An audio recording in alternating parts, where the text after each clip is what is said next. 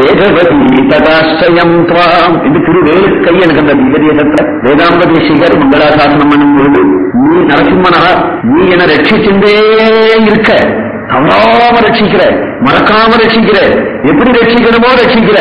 ஆனா என்னுடைய அசட்டுத்தனத்தை பாய் ரட்சிக்க ஆரம்பிச்ச பிறகு அப்புறம் இங்கேருந்து போய் ரட்சமாம் அப்படிங்கிற, என்ன ரட்சிக்க விடுங்கிற. ரட்சிக்கலேன்னு சொன்னா இந்த ரட்சியன்னு சொன்னா ஒரு ஆச்சரியம் இல்லை. நீ மழையா இருந்து காப்பாத்துன்னு இருக்க, என்னுடைய அசட்டுத்தனா அப்புறம் என்னை காப்பாத்து அப்படின்னு நான் சொல்றேன். நீ இன்னைக்கு ரட்சிக்க வேண்டியதில்லைன்னு நினைச்சுட்ட.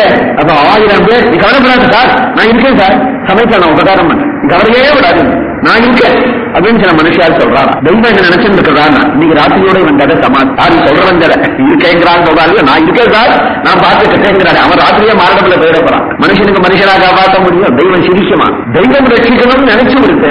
வேற ஒரு தங்குதான் ஒன்னு ஒழிச்சு கட்டுக்கிறேன் பார், ஒன்னு ஒரு இடத்துல வைக்கிறேனா பார் அப்படிங்கிறான். இவன் 1000 மண்டக்கு தெய்வம் என்ன பண்ணுது, ரட்சிக்கிறேன்னு நினைச்சுட்டு இருக்கு. அதனால பை ரட்சதி ரட்சதைக்கு கிம் அந்நியி சகிச்சா அரட்சதி ரட்சதைக்கு கிம் அந்நியி. நீ ரட்சிக்கிறேன்னு ஒரு விஷயமா ஏற்றிருக்கும் பொழுது அப்ப உன்னத்தை யாரும் என்ன ரட்சிக்கிறதுக்கு நான் இருக்கேன்னு சொல்றதுக்கு, நீ ரட்சிக்கிறது இல்லைன்னு சங்கல்பிச்சு விட்டையானால் 1000 பேர் நான் பார்த்துக்கிறேன்னு சொல்லிட்டு என்ன பிரயோஜனம்? அப்ப என்னன்னா சர்வதா இன்னொருத்தர் தேவையில்லை. தெய்வமா இருந்தாலும் சரி, மனுஷனா இருந்தாலும் நீ இருக்கிறாய் எனக்கு அப்படின்னு சொல்லும் போது என் சிங்கப்பெருமான் அப்படிங்கிறார். என் சிங்கப்பெருமான் நான் ஆசிரிக்க வேண்டிய சிங்கப்பெருமான் அப்படிங்கிறத காட்டணும். என்னை ஏற்றுகின்ற சிங்கப்பெருமான், என்னை ஏற்றுக்கொண்டு சிங்கப்பெருமான்ங்கிற உறவினாடு போனால் என்னங்கிற பலங்கு சொல்ல முடியாது. பிரபத்தினுடைய லட்சணம் அல்லவோடு என் சிங்கப்பிரான் இல்லாத போனா அவர் யாரும், பெருமாள் யாரோ நம்ம யாரோ. அப்ப ரட்சிக்கிறதும் சந்தேகம். நான் அவருடையவரா ஆன பிறகு, அவர் எம்பெருமானாக ஆன பிறகு என்னை ரட்சிக்கலைன்னா அவருக்கு நான் நஷ்டம். அப்படி ரட்சிக்கக்கூடியவன் என்கின்ற சப்தம் கணிக்கும்படியாக என் சிங்கப்பிரான் பெருமை ஆராயும் சீருமை பொதுமான நரசிம்மாவதார பாசுரம். கஷேத்திர விஷயம் அகோபிலம் என்கின்ற கஷேத்திரம்.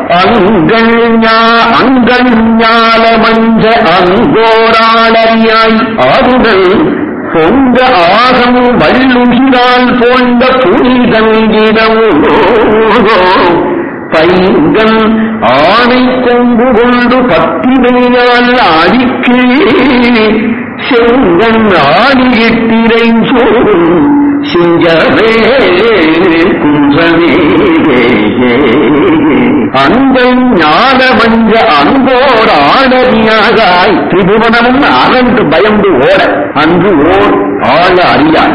சிங்கப்பெருமாள் போல சிங்கப்பெருமாள் தான். அதனால ஓர் அது ஈடான அவதாரமே கிடையாது. மற்ற அவதாரங்கள் ஈடுபடுறவாள் கூட சமைத்து சிங்கப்பெருமாளை கூட்டுறார்.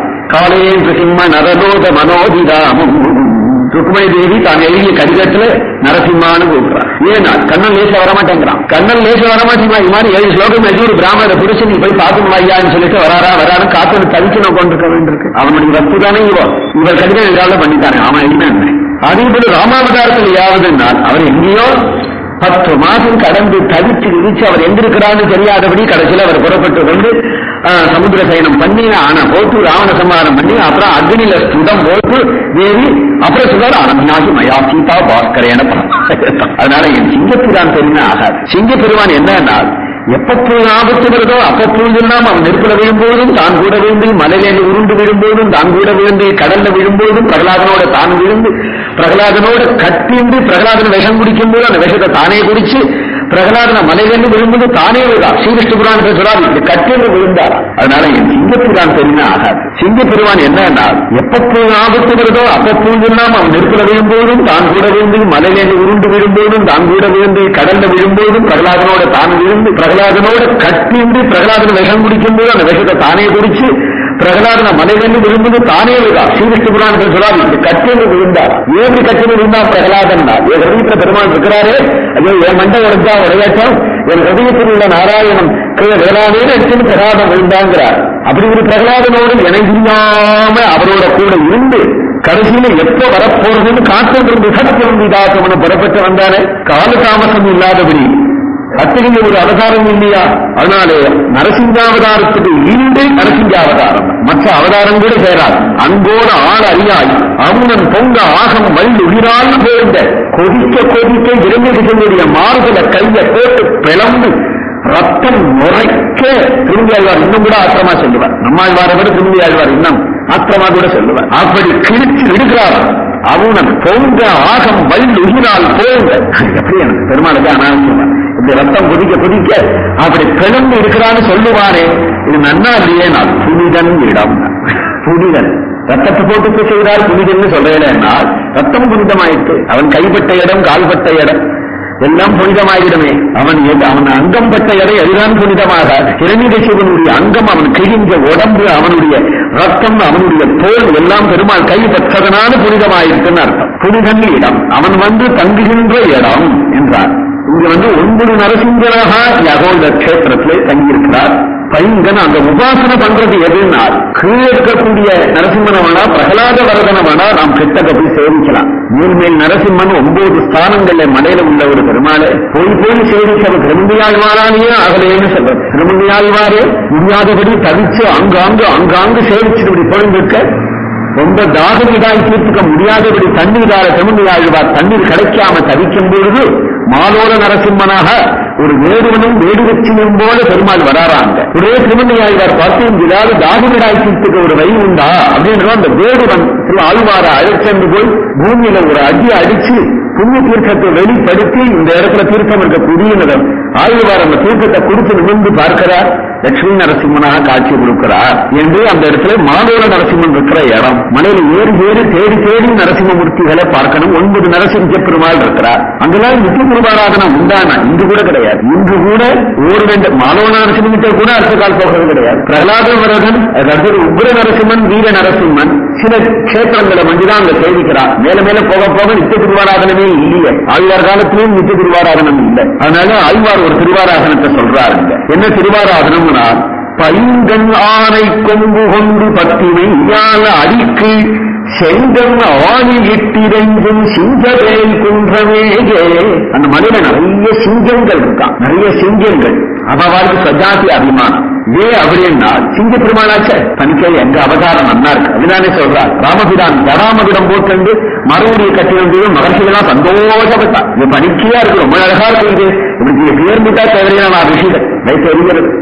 ஏன்னா மணிமகுடங்கள்லாம் கைட்டு வச்சுட்டு ஸ்ரீராமனங்கள்லாம் அழுத்து போட்டுட்டு மறுபடிய கட்டிண்டு ஜடாமகுடம் போட்டு இருக்கிறார். ரிஷி கூட்டம் வலிச்சுன்னு இருக்கு.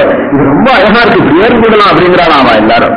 ஏன்னா அவளை போல இருக்கு இல்லையா, அவளை போல இருக்கிறதுனாலே பார்த்து சந்தோஷப்பட்டாருங்கிறார். சிங்கங்களெல்லாம் இந்த பெருமாள் என்ன அவதாரம் பண்ணிட்டார்? இது நம்ம பெருமாள், நம்ம போலே இருக்கிறார். குதிரை மயிலும் கோரமான பற்களும் இருக்கிறாருன்னா இதுக்கு திருவாராதனம் அந்த சிங்கங்கள் பண்ணுவான். அந்த சிங்கங்கள் மதம் பிடிச்ச யானைகளும் துண்டு விளையாடுறதாம அந்த சிங்கவேல் குன்றத்துல அந்த யானை மேல மத்தகத்துல போய் பாய்ந்து யானையை பிளந்து ரத்தம் ஒழுக தண்டத்தை முறிச்ச ஒரே அந்த சிங்கங்கள்லாம் அந்த கொழுப்பை தான் சாப்பிட்டு அந்த தண்டத்தை தந்தையை ஆய்வகத்தில் சூட்டுறது இல்லையா. இந்த சிங்கங்கள் எல்லாம் அந்த சிங்கங்களை அந்த தண்டத்தை முறிச்சு நிலை உயர்ந்ததான அந்த யானை தண்டங்களை ரத்தம் ஒழுக கொண்டு வந்து ஆங்காங்கு எழுந்து இருக்கக்கூடிய சிங்க பெருமாள் கோயில கொண்டு வந்து பெருமாள் இதழ்ல போட்டு ஒரு திருவாராதனம் பண்றதா அந்த சிங்கங்கள் எல்லாம். அப்படி திருவாராதனம் பண்ண நரசிங்க பெருமாள் ஆங்காங்கு எழுந்து இருக்கிறார் என்கிறார் பெரியவாச்சாரிய வியாக்கியானம். ஆணையினுடைய மஸ்தகத்தை கிழித்து அதனுடைய கொம்பை பறித்து பகவத் பக்தியாலே திருவடிகளிலே விட்டு ஆசியான் இருக்குமாயிற்று சிம்மங்களாவை. இப்படி யானையினுடைய மாம்சத்தை பெருமாளுக்கு நைவேத்தியம் பண்றதே நான் எதன்ன புருஷோ பவதி இரே எதன்ன புருஷோ ததன்னா தஸ்ய தேவதா அப்படின்னு ஸ்ரீமத் ராமாயணம். நமக்கு எது ஆகாரமோ அது பெருமாளுக்கு நிவேதனம். நாம் என்ன சாப்பிட வழக்கமோ அது பெருமாளுக்கு நிவேதனம் பண்ணணும். விகுலர் கஞ்சியை தான் சாப்பிடுறார், கஞ்சியை தான் கண்ணபிரானுக்கு நிவேதனம் பண்றார். இன்னைக்கு கண்ணன் வந்திருக்கிறானே, அவன் அண்ணன் திருவிழாச் சொன்னாலே அவங்ககிட்ட இங்கேருந்து போய் கண்ணபிரான் ஆற்றுக்கு சாப்பிட வந்திருக்கிறார், பால் பாயசம் பண்ணலான்னு நினைக்கிறேன், ஒரு 4 லிட்டர் பால் இருந்தா கொடுங்க அப்படின்னு போய் கேட்டு வாங்கிட்டு வரலையே.